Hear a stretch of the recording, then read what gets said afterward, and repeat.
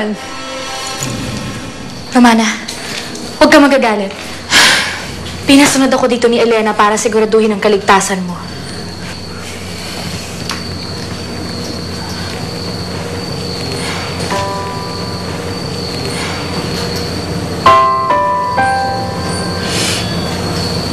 Simple lang ng buhay namin noon.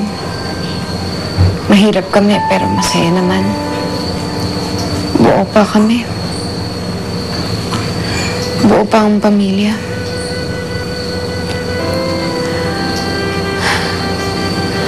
Noon kapag may problema ako, uuwi lang ako kay inay at itay.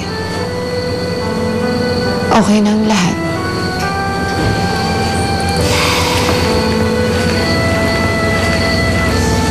Sabihin mo nga sa akin, kaya ka ba nagbalik dito? Para gumaan ang iyong loob? Akala ko yun ang mangyayari.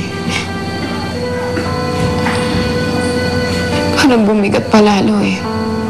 Kasi ngayon ramdam na ramdam ko na mag-isa na lang talaga ako.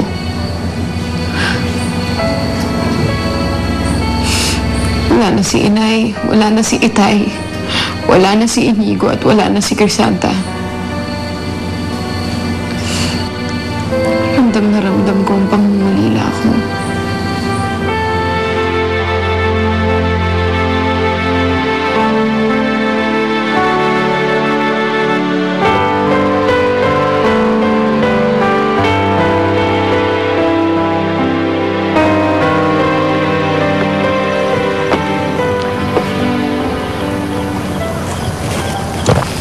Iniwan mo ang mga bisita mo.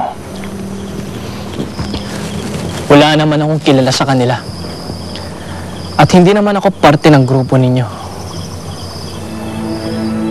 Pinakasalan mo si Crisanta, whether you like it or not. Isa ka na rin sorcero. Isang makapangyarihang sorcero tulad ko. Ayoko ng ganun, Dad. Magkaiba tayo ng prioridad sa buhay. You know, it's this power. It's this power that makes this whole world a better place to live in. You know that?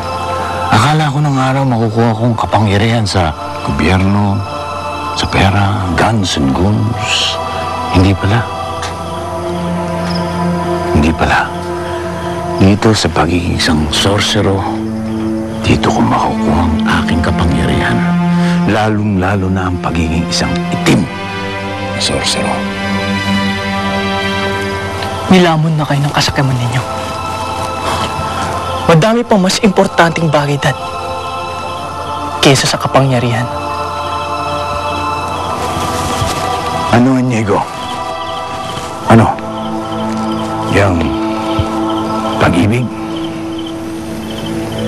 Pag-ibig mo kay Romana? Look where it got you, son. No? Hindi yan.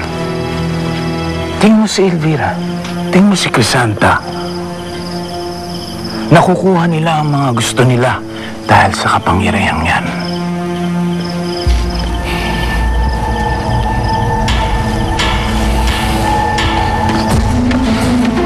Wake up!